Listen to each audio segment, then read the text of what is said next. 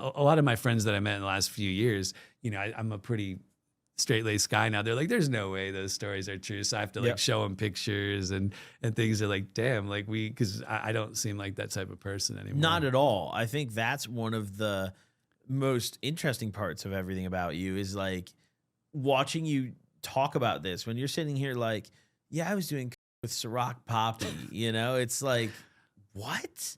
Like even sometimes that's like how I feel. Guy, like I don't. Yeah, even I sometimes look back. I'm like, how like that feels like a whole different life, obviously. Now, one of the things I'm curious about as well. You mentioned, cooking money a lot as kind of your couple main, specifically because your real drug of choice. Yeah. What was like some other crazy drugs you had tried, or like the hardest drug you had tried? You'd say meth is probably the craziest drug I did.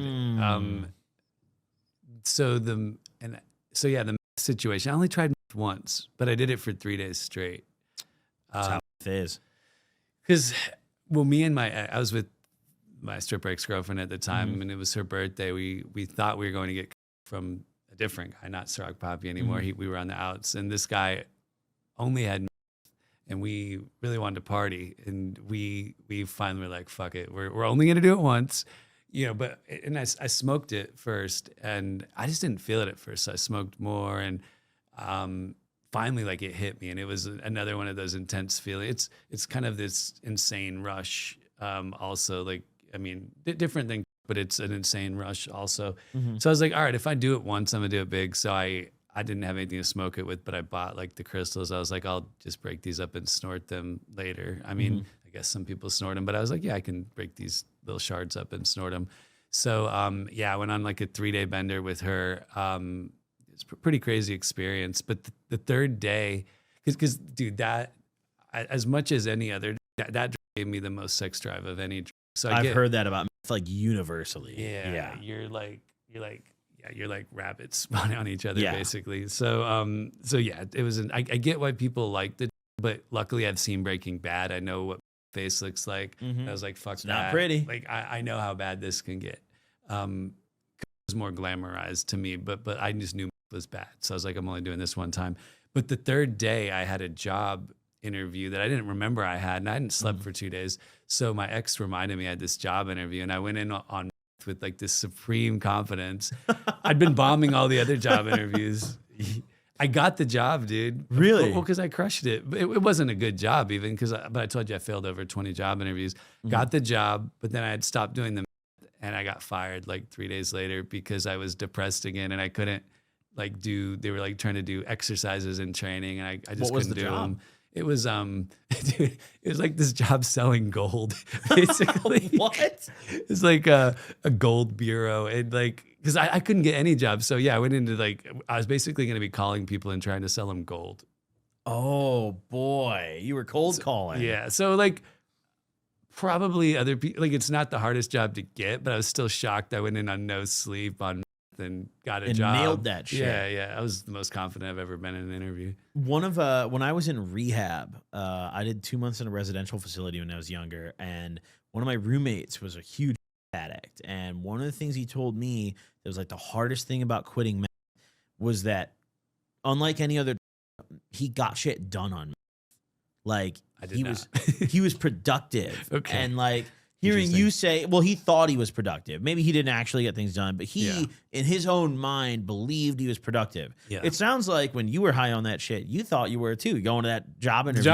Yeah. Well, I had confidence, which I had none when I was depressed. So shit it makes you feel like Superman. Yeah. From my understanding of it. It did. But I mean, it sounds like a good thing that you didn't get into that because it's bad. Yeah, and it's dangerous. I never did. So I've tried I feel like I've tried a lot of drugs, but I never did either because when I was in the mental hospital, they had like people that were on also that were there, and I saw like the withdrawal symptoms, and it kind of stuck with me. So I was like, fuck that. Plus, I've been all about uppers, so I've never been addicted to like or anything like that. That just didn't ever interest me. Yeah, those people. I mean, it looks like they're dying almost. Like these people are bedridden from it for a week, sometimes longer. I mean, it's unbelievable. I mean, one of the only other drugs that I've seen the withdrawals look that bad is like when you cold turkey, like withdrawals really bad. I've heard that. That one's ugly, dude. I was never addicted to that though. Have you been?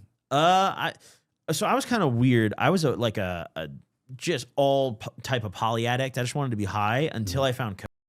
Once I found coke, I was like, I stopped smoking weed. I was like, yo, fuck everything else. Like, I'm gonna do hella blow. And then towards the end, the blow wasn't really doing it for me. So I was doing like blow and or blow and K lines. Like I was mixing everything together and then taking Xanax on top of it. So I was like a zombie every day.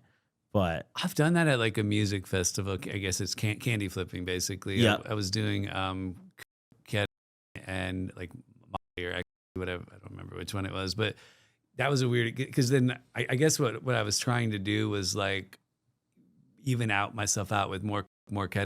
Trying to, you're always trying to play that balancing game. Yeah. Except I've only been in a K-hole once that I know of, but that like I got like lost at the festival. What was your K-hole like? Well, I was on this. Is that Tomorrow? I don't know if you've heard of Tomorrow World. It's like the US. It's the US version of Tomorrowland. It used to be in Atlanta, well, outside Atlanta. But yeah, I was on this like it's this little barge in the water. There's this stage, and I just got lost in time and space, and like my friends had to kind of wake me up out of it. Like the show was over, and I didn't really know. I was just kind of like gone, dude. It feels like you're trapped almost. Yeah, it was like like you're trapped in time, and it was just weird. Yeah, it was like 10 years ago, but that's what I remember from it. Is like my friends like pulling me off this little ship boat, and like it was weird.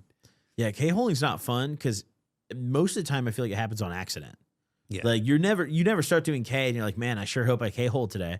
Yeah, I've only done it a couple of times, so I didn't know how much to like. I yeah, that's even worse. That makes it worse because then you're way more likely to K-hole. Yeah, I remember when I first started doing K, it was probably every other time I do it. It was just a coin flip. Like, am I going to lose control of my arms, or am I going to be okay? Yeah, I did K a few other times when I had the club. Like, there's a couple, I won't name their names, but like we used to have like mid-level DJs and artists. We didn't have like the top, but like we had like pretty good up and coming people. And one time they brought.